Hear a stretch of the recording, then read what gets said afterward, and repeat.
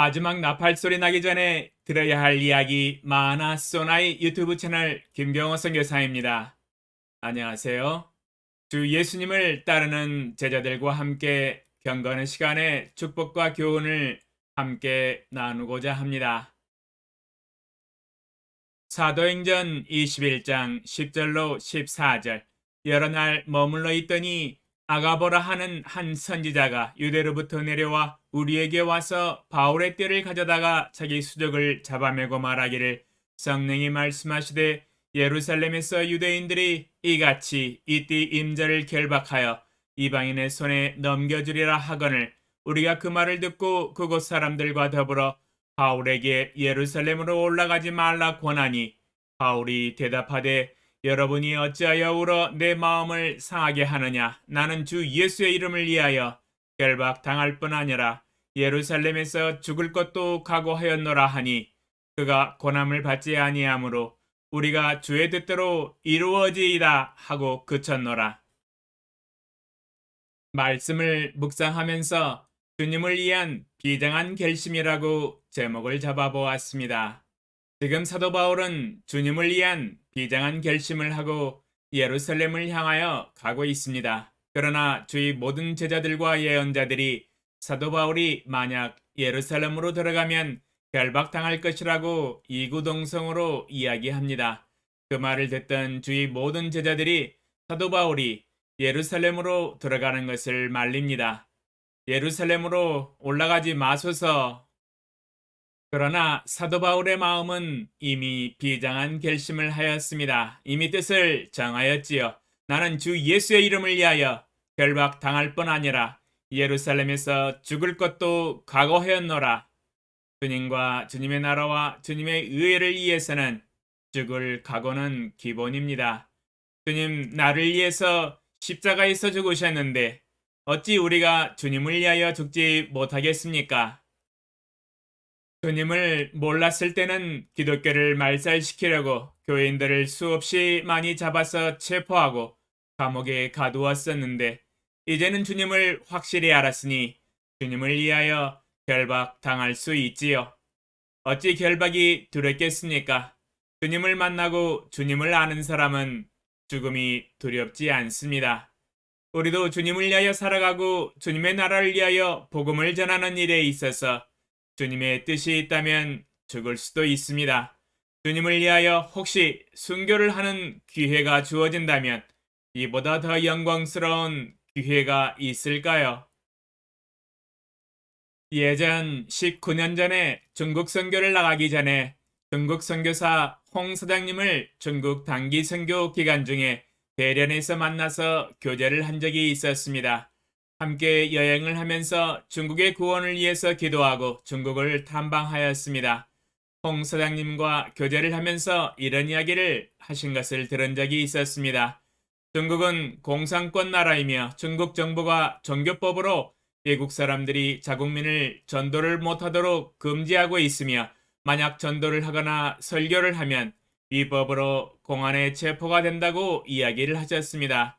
그러므로 만약 중국으로 선교를 하려고 나오고자 하는 선교사가 있다면 하나님 앞에서 순교할 각오를 하고 중국으로 오라고 권면을 하셨습니다. 순교의 헌신이 없이는 이 중국에서 선교하기는 어렵다고 말씀하신 적이 있습니다.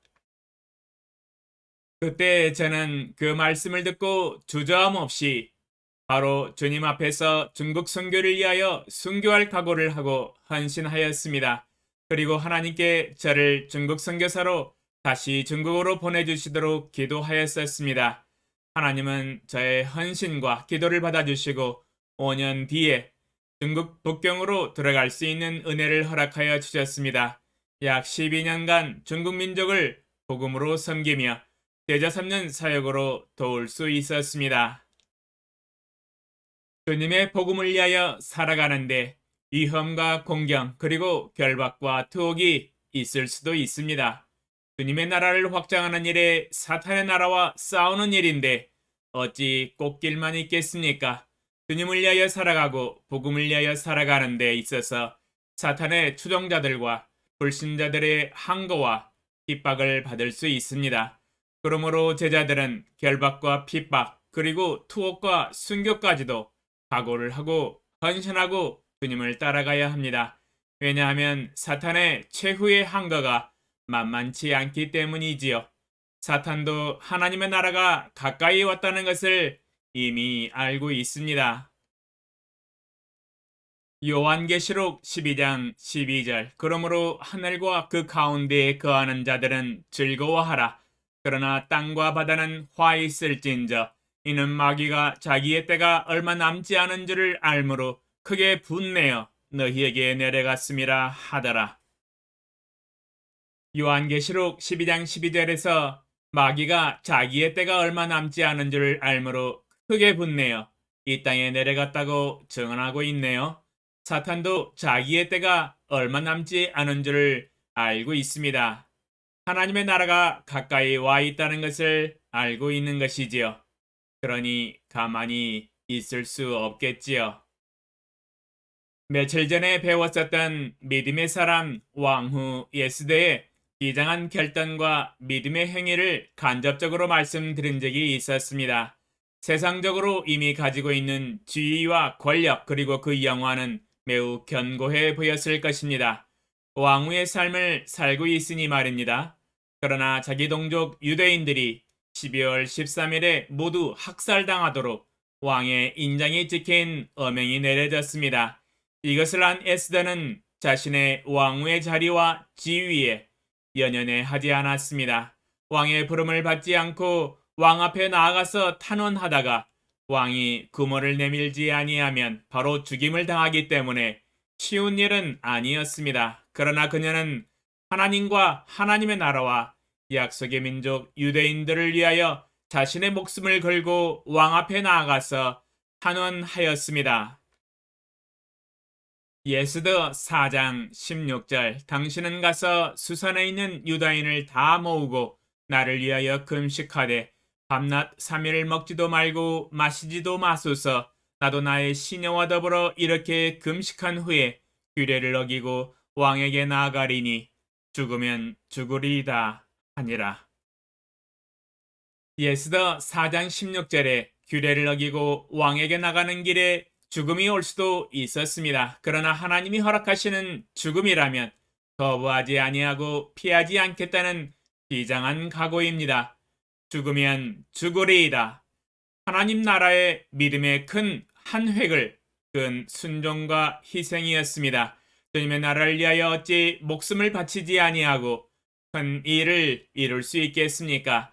사도 바울이 체포당하고 감옥에 투옥당하는 것을 무서워하고 쩔쩔매면서 예루살렘 변두리만 뱅뱅 맴돌고 있었다면 사도 바울이 아니겠지요.